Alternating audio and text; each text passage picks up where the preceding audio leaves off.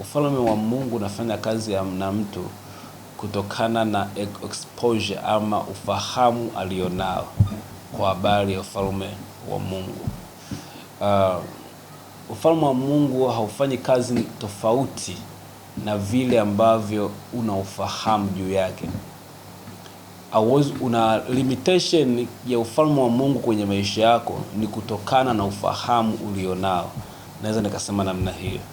Kinacho limit utendaji kazi wa ufalme wa Mungu ni ufahamu wako, ila sio Mungu. Kwa hiyo ufalme wa Mungu ama Mungu atafanya kazi kwenye maisha yako kutokana na ufahamu ulionao kuhusu yeye ama kuhusu ufalme wa Mungu. Ndio vile vile utafanya kazi kwenye maisha yako. Kwa hiyo hauwezi ukazidi kiwango kile ambacho unaufahamu juu yake. In matter of fact, kile ambacho unakifahamu ndicho kinakuamulia uishie wapi. Utaishia kiwango cha ufahamu ulicho nacho. Ndio maana tunaona utumishi wa watu tofauti tofauti, tunaona maisha ya watu yanakuwa tofauti, wote wanasali, wote wameokoka, wanamjua Mungu, lakini namna Mungu anavyofanya kazi kwenye maisha ya mtu na anavyofanya kwenye maisha ya mtu mwingine ni tofauti. Wote wanamjua Mungu, lakini namna Mungu anafanya miujiza kwenye maisha ya mtu na mtu mwingine ni tofauti. Kwa nini? Kinachofanya utofauti ule ni ufahamu mtu alionao kuhusiana na Mungu. Basi una uwezo kama unafunga sana, unaomba sana, unafanya ibada sana, lakini kama hujaruhusu maarifa ama kama hauna ufahamu wa ujitoshelevu kuhusiana na Mungu unayemwabudu, that is your limitation. Itakuwa limitation yako tu always. Kwa hiyo adui wa kwanza wa maisha ya Mkristo ni ujinga. Adui wa kwanza wa muumini yoyote ni ujinga. Huyo ndo adui mkubwa kuliko yoyote, kuliko chochote. Hata shetani sio adui. Adui mkubwa wa maisha ya Mkristo ni ujinga. Ujinga ndo unamlimiti Mungu afanye kazi na mtu kwa kiasi gani. Mlisi akiwa mtoto ni kama mtumwa. Utoto unaozungumziwa pale sio utoto wa umri. In matter of fact, ulimwengu wa roho hakuna muda, hakuna time. Kinachozungumziwa pale ni uelewa na ufahamu. Ndio nazungumzia pale utoto. Akiwa mtoto manake hana uelewa, hana ufahamu juu ya kitu fulani, ni kama mtumwa. According to your understanding, tokana na maarifa ulionayo, ndiyo yanao kufanya uwe na uwezo wa kumiliki kiasi gani ama kuwa na uwezo kiasi kuruhusu ufalme wa Mungu utende kazi kwenye maisha yako. It is the same kwenye huduma, kwenye biashara, kwenye ndoa, kwenye kila jambo linalomhitaji Mungu. Inategemeana na wewe na ufahamu kiasi gani kwenye hilo eneo.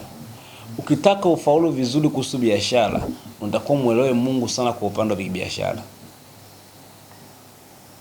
Yaani ongeza ufahamu wako na maarifa kuhusiana na Mungu kwa eneo la biashara. Unapotafuta kumjua Mungu, nikupe kitu kimoja. Unapotafuta sana kumjua Mungu, kuna baadhi ya funuo zitaanza kuja kwenye maisha yako za tofauti. Zile funuo ndo zitakuwa zinakutofautisha wewe na mtu mwingine. In matter of fact, kinachomtofautisha mtu na mtu ni ufunuo alionao kuhusiana na kitu fulani. Manake tayari ni maarifa ya ziada amepewa kuhusiana na kitu fulani. Kinachotofautisha Mkristo huyu na Mkristo huyu ni ufunuo alionao yule Mkristo kuhusiana na jambo fulani. Wote tunaweza tukaona yule ni askari anakuja. Askari anakuja, lakini ninavyomtazama mimi na ninavyomtazama rafiki yangu, tukawa na mitazamo miwili tofauti. Mimi nikatazama amekuja kunilinda. Rafiki yangu katazama anakuja kufanya nini? Kumkamata. Lakini ni askari mmoja. Kwa hiyo action itakayochukuliwa ndio itaonesha nina mtazama vipi yule askari. kama anamtazama amekuja kunipola au amekuja kunikamata au amekuja kunilinda. Sasa unaelewa? Kwa hiyo uelewa ulionao kuhusiana na kitu ndio unakulimit kwenye ulimwengu wa roho. Unakulimit kuwa na access kwenye mambo ya Mungu. Kinachokulimit ni uelewa. Kwa hiyo ugonjwa mkubwa ama adui mkubwa wa Mkristo yote ni ujinga. Kataa sana ujinga. Tafuta maarifa ya Mungu, yatakusaidia. Tafuta maarifa. Ukiona kuna kitu unakihitaji kwenye maisha yako ili ukipate, tafuta namna ya kimungu ambayo utakipata. Tafuta maarifa kimungu namna ambavyo unaweza kukipata kile kitu. Tafuta watu kwenye Biblia waliofanya the same, ambao walikutana changamoto kama hiyo ama walichokihitaji kitu kama hicho mpaka wakakipata. That is secret, ni kuelewa. Unaweza ukawa umekaa mahali unaomba muda mrefu sana, you struggle by praying, usipate majibu kwa sababu unatafuta maarifa. And matter of fact, mtu anapokuwa anaomba mbele za Mungu, Mungu mara nyingi ama mara zote huwa ampi majibu moja kwa moja yule mtu. Mungu anampa ufahamu yule mtu. Anampa ufahamu, maana anampa maarifa. Mungu unapomuomba kwa habari ya biashara, anaanza kukupa maarifa namna ya kuifanya biashara yako. That is a miracle. Huo ndio muujiza wenyewe kwenye mambo ya kiuchumi. Mungu anakuwa fungua kichwa chako, anakupa maarifa mapya. Mtu yoyote anaenda kuomba mbele za Mungu, Mungu huwa anampa maarifa ya namna ya kutoka kwenye ile changamoto. In matter of fact, dunia hii imedesigniwa kwamba kila kitu duniani tunakuwa tuna uwezo ku control. Maana yake dunia tumepewa wanadamu, tuna uwezo ku control na kumiliki kila tunachokihitaji. Na Mungu amedesign tusio tunaenda kumomba yeye, ila tu tuna uwezo kuamuru chochote tunachokihitaji hapa duniani. Kwa hiyo maombi Mungu akudesign maombi kwa ajili ya kueleza shida zetu. Hapana, it was like communication, tu ni mawasiliano kati ya baba na mwanao, wadumishe umoja na uhusiano wa karibu. To receive, to thank God. That was this Mungu alidesign maombi kwa ajili ya kazi hiyo. Kwa sababu tumekuwa hatuna ufahamu mwingi na maarifa mengi, tukayageuza maombi kuwa sehemu ya kupeleka mahitaji yetu. Ule muda ambao inatakiwa Mungu akae na sisi tuongee naye vizuri, tukaugeuza kupeleka mahitaji yetu. Lakini in matter of fact, Mungu alidesign ile tu tuna share to ideas na yeye, just to speak with him. Ndio maana ukienda kumweleza tatizo, atakupa maarifa namna ya kutoka kwenye ile tatizo. Kwa hiyo kinachomfanya mtu alimitiwe mahala popote, limitation ya mtu yoyote, stagnation ama struggle ya mtu yoyote, ipo kwenye maarifa, kwenye ufahamu. Danieli akiwa akiomba, malaika anasema nimekuja nikupe ufahamu. Why asimjibu maombi yake? Wanaomba ufahamu. Manake kwenye ufahamu ndiko kwenye majibu ya maombi yake. Sijui unanielewa. Kwa hiyo moja ya kitu namna ufalme wa Mungu unavyofanya kazi. Ufalme wa Mungu unafanya kazi tokana na unavyouelewa, tokana na maarifa ulionayo. Kiwango cha maarifa ulichonacho ndicho pia kina kulimit, kina limit namna ufalme wa Mungu ufanye kazi kwenye maisha yako. Limitation ya kwanza ni ujinga ulionao kwenye maisha yako. Ni kitu usichokifahamu ndicho kina kulimit. Wote tunaamini Mungu anaweza kufanya kila kitu, lakini kuna watu ambao wamempa Mungu mipaka kufanya kazi kwenye maisha yao. Ndio maana leo watu wanashangaa Mungu akifanya miujiza mikubwa, akiwaponya watu, wengine hawaamini. Kwa nini hawaamini? Ufahamu, au hawajamfahamu Mungu kwenye hicho kiwango. One day my pastor alisema kitu kimoja. Tembea siku moja kati na Bili. Ukiona tatizo linakuja mbele yako na ukao unalia, sio kwamba Mungu hana uwezo wa kukusaidia, ila ni kwamba haumfahamu Mungu kwa kiwango cha kuweza kutoa kwenye hilo tatizo. Yaani ishara ya kulia kwenye janga lolote ama kwenye tatizo lolote ni kwamba bado hujamfahamu Mungu kiwango cha kuweza kutoa kwenye hilo tatizo. ndio maana unalia. Kwa hiyo exposure yako mbele za Mungu ndio inaamua Mungu afanye kazi vipi kwenye maisha yako. Limitation ya kwanza ni ujinga ulionayo. Mungu afanye kazi zaidi ya ujinga, yaani zaidi ya kiwango unachomuelewa. Atakufanyia vile vile unavyomuelewa. Ukielewa kama Mungu mwisho wake ni pale, ataishia pale, hatazidi.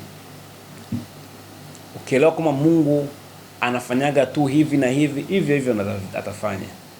Kwa hiyo ukitaka kuona miujiza mingi sana kwenye huduma, miujiza mingi sana kwenye ministry, miujiza mingi sana kwenye kazi, kwenye maisha, kwenye afya, kwenye kila jambo, ni namna vile ambavyo unamuelewa Mungu. Watu wanatembea kwenye miujiza mingi ni kwa sababu ya vile wanavyomfahamu na kumuelewa Mungu. Chanzo cha miujiza, chanzo cha manifestation, kazi za Mungu, mitendo ya maajabu ya Mungu kwenye maisha ya watu ni kutokana na wanavyomuelewa Mungu. Vile vile wanavyomuelewa. Ndio maana watu wote ambao wanasemaga Mungu akifanya muujiza mkubwa wanashangaa, wanasema huyu sio Mungu, huyu sio Mungu. Mungu hawezi kufanya kwao. Atafanya labda kama kuna kusudi lake, lakini huwa hafanyi. Kwa nini? Wataendelea ku experience maisha hayo na wataendelea kuelewa hivyo Mungu hawezi kufanya. Ndio maana watu wanasema Mungu hawezi kufanya hichi kitu, na kweli hajaifanya kwenye maisha yao. Wataendelea kuishi maisha yao, Mungu hawezi kufanya hichi kitu. Hivyo mpaka wanakuja kufariki, na wataendelea kuamini hivyo kama Mungu hawezi kufanya. Na mbinguni wataingia cha ajabu, lakini wamelimitiwa na imani zao. Kwa hiyo kinachokufanya limitation ya kwanza maisha yako ni uelewa ulionao juu ya Mungu. Na anayekusaidia kujifunua kwenye maisha yako ni Mungu mwenyewe anakufunulia. Na kitakachofanya Mungu aweze kufunulia kwenye maisha yako ni namna ambavyo umejiposition kusikia. Habakuki anasema nitasimama kwenye zamu yangu, nitasimama juu ya kinara ili nione yale ambayo ataniambia. Kwa hiyo kuna mahali ambapo unaweza kujiposition ili umsikie Mungu anaongea nini kwenye maisha yako. Wakinachofanya Mungu aachilie ufahamu kuhusiana na yeye mwenyewe ama kuhusiana na yeye ufalme wake ni namna ambavyo umeachilia kichwa chako ama umeachilia ubongo wako kumuelewa yeye. Basi. Lakini watu wengi anaweza kawa wameisha jilimit, Mungu wangu huwa anatenda hivi, basi hataki kuelewa zaidi ya pale. Kwa kuwa hataki kuelewa zaidi ya pale, Mungu hawezi kaforce material kuingia. Ataendelea kuwa vile vile, anaendelea kuwa na uelewa ule. Kwa limitation ya kwanza ni ignorance, ni ujinga ulionao. Ukitaka kumshuhudia Mungu kwa viwango vikubwa kwenye maisha yako, ruhusu akufundishe, ruhusu akuelekeze. Mwambie I'm here Lord, nipo hapa Mungu, naomba nitengeneze. Yani ruhusu maarifa yaingie. Mruhusu Mungu kumwelewa kwa ukubwa. Useme Mungu nimemwelewa hivi imetosha. Mungu nimemwelewa hivi imetosha, hapana. Mungu huwa ana kipimo. Kuna wakati mtumishi mmoja Mungu wa Biblia amemwelewa Mungu, anasema Paulo, kuna wakati nafika tunajua Paulo anafahamu Mungu, lakini kwa hata nataka nikujue Mungu na uweza wako. Huko kote ametembea na Mungu, amefanya wonders nyingi, lakini amefanya miujiza mingi. Kuna wakati nafika Paulo anasema Mungu nataka nikujue. Yaani kwa kiasi cha kwamba huko kote alikotembea na Mungu hakumjua bado. Yaani kuna kiwango, kuna dimension amefika, Paulo anasema nataka nikujue Mungu, nataka nikujue. Yaani kuna viwango amefikia Paulo, kuna level Mungu kuna kitu Mungu amekumuonyesha. Bado sijakujua. Ni kweli niliponya watu kwa vivuli, niliponya watu kwa leso, nilifanya miujiza mingi, magereza nikapasuka, sije hivi na hivi, lakini bado Mungu sijakujua. Nataka nikujue. Na uweza. Kiwango unachomjua Mungu ndicho kinaruhusu Mungu afanye kazi vipi kwenye maisha yako.